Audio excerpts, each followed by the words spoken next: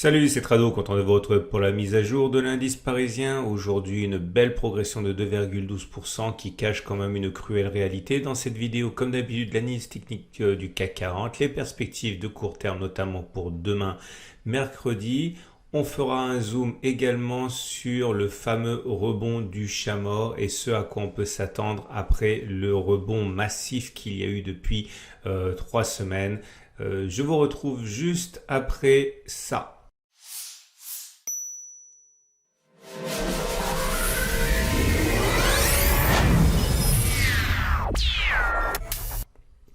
Alors voilà où nous en sommes, comme vous l'avez compris, une hausse de 2,12%, ça se laisse prendre. Nous sommes quand même à une progression depuis les plus bas de 25% quasiment. On est allé chercher effectivement un tout petit peu plus, c'était sur cette bougie-ci, avant de subir un tir de barrage sur lequel on reviendra un petit peu plus tard, c'était le 26 mars. Mais on peut se demander si effectivement la consolidation est terminée et vous allez être surpris de constater que de plus en plus d'analystes et de banques d'affaires disent que effectivement le pire est peut-être derrière nous. Je n'irai pas jusqu'à là parce qu'en vérité je n'en sais rien, mais je vous expliquerai bientôt ce que je fais pour mon portefeuille. Alors voilà où nous en sommes. Nous sommes quelque part très proche de la résistance journalière des 4556, 4595. La même résistance qui s'est avérée fatale au CAC 40, c'était, je l'ai dit, le 26 mars, puisque lorsque l'on a touché cette résistance du 26 mars, on a baissé dans la foulée de 9% avant de se ressaisir. On en a suffisamment parlé. Et il est légitime de se demander ce qui va se passer maintenant que l'on se rapproche à nouveau de cette zone de résistance. Et on ne peut également manquer de constater la multiplication des gaps depuis quelques temps. Alors des gaps, on en a connu beaucoup en descendant, ce sont toutes les zones mauves que vous voyez. Et des gaps, on en a rencontré deux déjà maintenant, enfin trois si on tient compte de celui-là qui a été bouché, depuis la remontée fantastique. Alors cette remontée fantastique justement nous amène à nous interroger sur la nature de ces gaps. Alors le gap 4212-4270, on a dit, on en a parlé, on pouvait se demander s'il s'agissait d'un gap de rupture ou un gap de continuation. En fait, j'oublie ce gap qui est très important parce que ça fait partie du raisonnement. Je vais le réinstaller, il est là. J'avais expliqué dans la vidéo d'hier que nous avions rebouché ce gap qui a été ouvert rapidement, où il ne pouvait s'agir que d'un gap commun. Un gap commun, je vous rappelle, ça signifie que les probabilités sont importantes pour que l'on assiste dorénavant à une sorte de latéralisation. Ça n'arrive pas à tous les coups, mais ça arrive le plus souvent. Donc il faut garder ça à l'esprit. Une fois qu'on a rebondi, comblé ce gap, on l'a fait d'ailleurs en ouvrant un autre gap, c'était hier, celui des 4212-4270. Et j'avais expliqué que ce scénario m'intéressait beaucoup et que j'allais chercher à rentrer long. Alors c'est important, je suis désolé si vous découvrez l'analyse technique ou même si vous connaissez ça, mais c'est trop important pour que je passe au travers. Et j'avais expliqué que puisque l'on avait connu une période de hausse assez violente sur les dernières 24 heures, je voulais acheter. Et mon stop loss, il faudrait que je le mette en dessous des précédents plus bas, en dessous de la configuration en chandelier japonais de creux en pince, c'est-à-dire à peu près à 5,3%, ce qui me donnait un objectif qui devait être au moins égal à 5,3%. Et malheureusement, j'expliquais que 5,3%, ça nous amenait dans la résistance journalière ici, et qui, comme il est toujours dangereux d'envisager que l'on cassera une résistance, j'avais expliqué que j'étais intéressé par un trade haussier, mais je voulais qu'on redescende un petit peu d'abord, pour me donner un ratio gain-risque plus affriolant. Par exemple, là, on aurait eu un stop à 4,3%, un objectif à 5,8%. C'était tout à fait envisageable. Malheureusement, comme vous pouvez le voir, le CAC 40 n'a pas du tout consolidé avant de repartir. C'est dommage, j'ai reçu des mails en me disant c'est ballot, t'aurais déjà quasiment remporté ton trade si tu étais rentré sur la bougie en question. Enfin, la clôture sur la bougie en question, oui, mais voilà, j'avais pas un ratio gain-risque assez intéressant. Et comme vous l'avez compris depuis le temps que vous suivez mes analyses, si ça fait un moment, le plus important, au-delà d'essayer d'anticiper l'évolution d'un futur qui n'existe pas encore, c'est d'avoir un ratio gain-risque intéressant. Et j'avais pas un ratio gain-risque suffisamment intéressant. Et là, vous voyez la différence également entre analyse technique et trader. Il était assez entre guillemets facile de savoir que ça allait monter aujourd'hui, mais c'est pas parce qu'on sait où va le marché qu'on peut trader. En l'occurrence ici, je n'ai pas tradé, même si encore une fois certains peut-être auront pris le pari de cette hausse avec un ratio gain-risque qui n'était pas satisfaisant. Et maintenant, on peut donc se demander ce qu'est ce gap 4353-4381. Je n'arrive pas à me défaire de l'idée qu'il s'agit soit d'un gap commun, ok, et ce qui confirmerait l'idée que l'on se promènerait dans cette grande zone qui amènerait à combler ces gaps assez rapidement. Maintenant, il peut s'agir tout simplement de gaps qui montrent l'intérêt en puissance des investisseurs. On verra. En tout cas, moi, je ne peux pas acheter sur un niveau actuel maintenant. Il est clair qu'on est trop proche d'une résistance. Seuls des trades baissiers, à mon sens, sont envisageables sur le niveau actuel. Ce qui nous amène donc à considérer le sort que l'on doit réserver à cette figure d'élargissement. Elle est toujours valable. Ok, regardez, on a deux obliques ascendantes montantes. On sait que ça se casse plus souvent par le bas que par le haut. C'est ce qui s'est réalisé. On sait qu'on a atteint le premier objectif, mais pas encore le deuxième, et encore moins le troisième, ni même le quatrième, sur lequel on n'a même pas encore réfléchi. En tout cas, est-ce qu'on peut à partir de là initier un swing baissier? Alors oui, techniquement oui, puisque vous voyez, on a même un ratio gain-risque qui est très intéressant, puisqu'on revient sur cette zone-là. Alors, il faudrait quand même mettre un stop qui soit, on va dire, conservateur, pas trop agressif. Par exemple, on se laisse une pointe pour aller plus haut, on va 6%.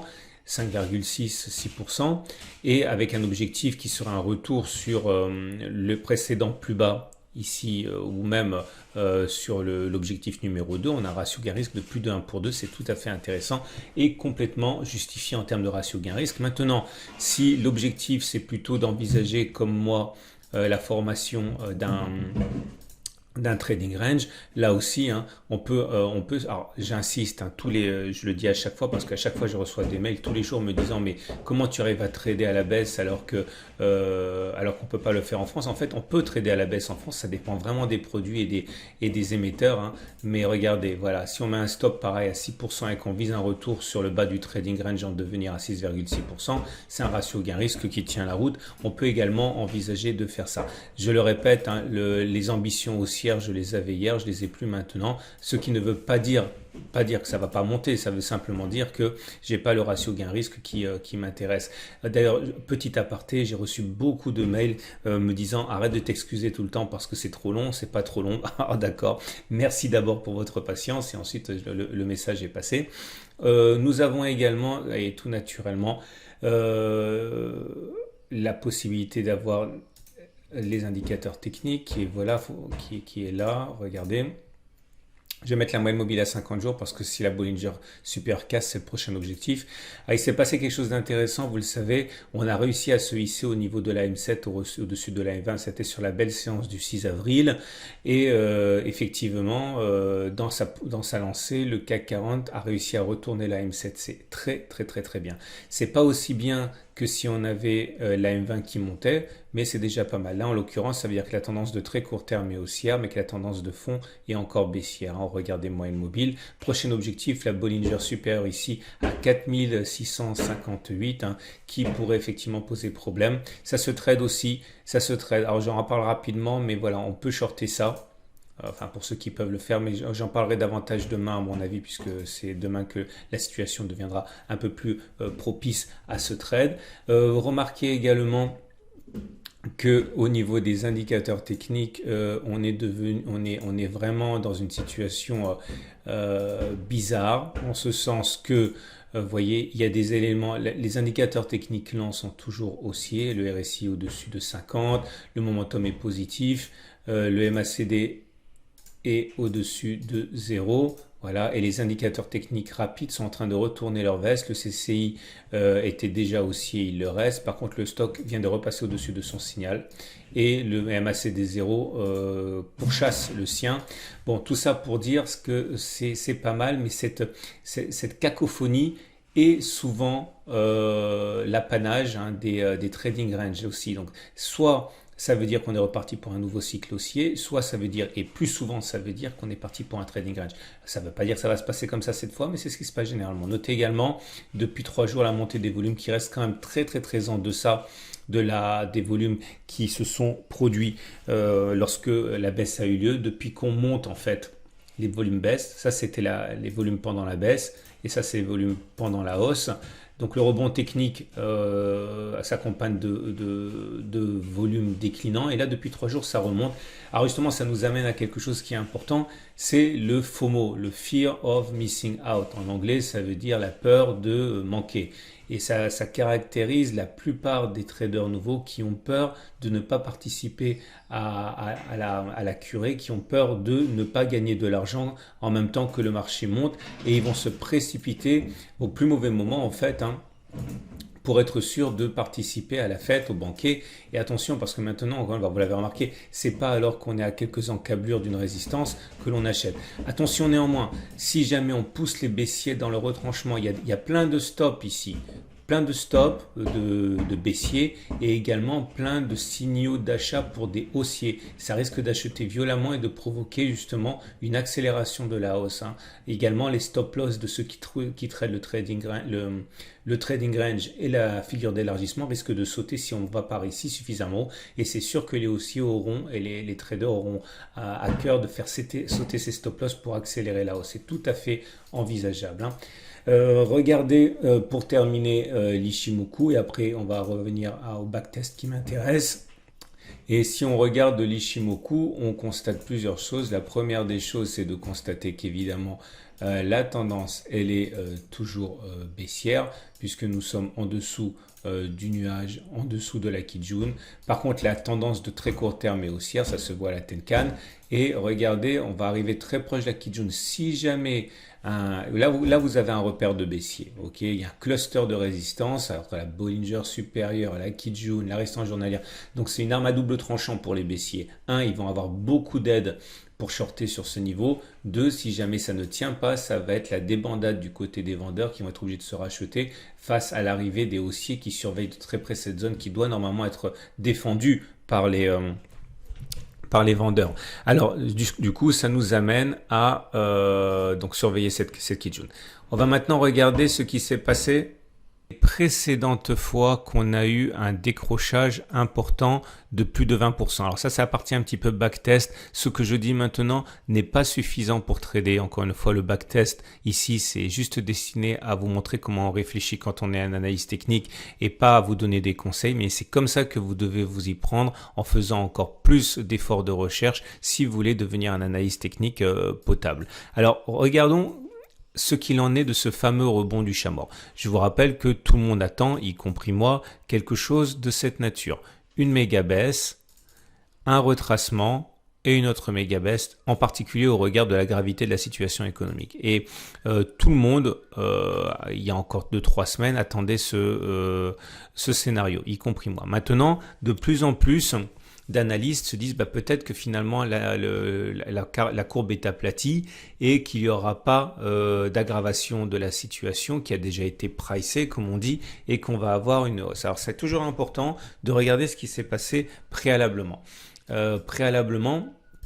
Ça veut dire que je vais regarder ce qui s'est passé avec vous récemment dans le temps, chaque fois que les cours ont perdu 20%, plus de 20% en ligne droite. En l'occurrence, ici, c'est 40% en ligne droite, mais il faut quand même trouver des choses qui soient comparables. On va regarder, je vais monter en données hebdomadaires. Et en données hebdomadaires, on va regarder toutes les fois que l'on a perdu 20% en ligne droite. Je répète que pour nous, actuellement, c'est plutôt 40%. Okay, on a perdu 40% et depuis les plus bas, on a repris 25%. Alors, il y a très peu d'occurrences en fait, très peu d'occurrences.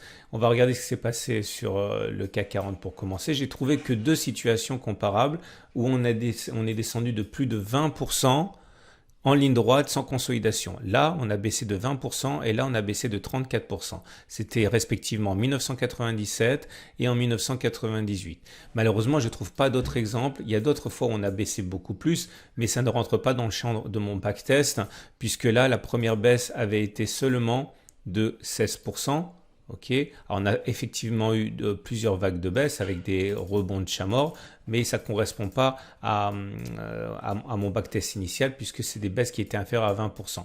Après, vous pouvez, il faut le faire hein, si vous voulez vraiment passer à l'action, des backtests différents pour voir si ça correspond à votre façon de scénariser la chose. Mais vous voyez, il y a eu une baisse de 15% avant d'avoir un rebond ici et une nouvelle attaque, mais encore une fois, c'est une baisse de 15%, pas de 20%. Si on regarde les baisses considérables, exceptionnelles, comme celles auxquelles on assiste actuellement, eh bien, vous constatez qu'il n'y a pas eu de deuxième vague. Ni là, ni là. Et quand on regarde le Dow Jones, qui est ici, c'est la même chose. Très peu d'occurrences, mais quand même, on en a eu là en 1987, une baisse considérable de 41% et pas de rebond de chat mort, c'est-à-dire derrière on est remonté. Là pareil, 21%, super à 20% et pas de rebond de chat mort. Et donc, je pense qu'il y a également cet exemple-là. Et là, vous avez une surprise phénoménale quand même, c'est que pour tous ceux qui s'attendent à une deuxième jambe de baisse, comme moi, qui est mon scénario privilégié, eh bien, sur les peu de fois où il y a eu des baisses considérables en une seule jambe, eh bien, il n'y a pas eu de rebond de chat mort. Alors, est-ce que ça veut dire qu'il faut acheter et que la baisse est terminée? Jamais de la vie, je vous donnerai ce conseil. Mais sachez en tout cas que si on attend quelque chose, il faut que c'est une certaine légitimité. Et au regard du backtest particulier que j'ai dressé sur très peu, trop peu en termes d'échantillons, eh bien cette attente, elle est illégitime. Alors maintenant, la prochaine... il est déjà très tard dans la vidéo et je vais pas non plus... je sais par expérience que quand ça fait plus de 10 minutes, les non-spécialistes zappent, donc je vais pas insister davantage. Demain, ou très bientôt, je vais expliquer ce que je fais moi pour mes investissements de long terme actuellement. Voilà, je vous souhaite une excellente journée. J'espère que ça vous a plu. N'hésitez pas à liker parce que c'est très très bon pour mon référencement et c'est en fait ma récompense à moi. Et n'hésitez pas, si vous découvrez mon travail et que vous le trouvez utile, à le partager sur Twitter, sur Facebook, sur LinkedIn, sur YouTube, etc. Parce que tout simplement, c'est ma récompense à moi de voir que le nombre de personnes qui s'intéressent à mon travail augmente. Encore merci d'être aussi nombreux et encore de plus en plus nombreux. Et n'oubliez pas, si vous voulez vous perfectionner en analyse technique, vous avez dans ma formation toutes ces années de recherche que j'ai faites qui sont mises à votre disposition et qui vous feront gagner beaucoup de temps. Voilà, à demain pour la mise à jour.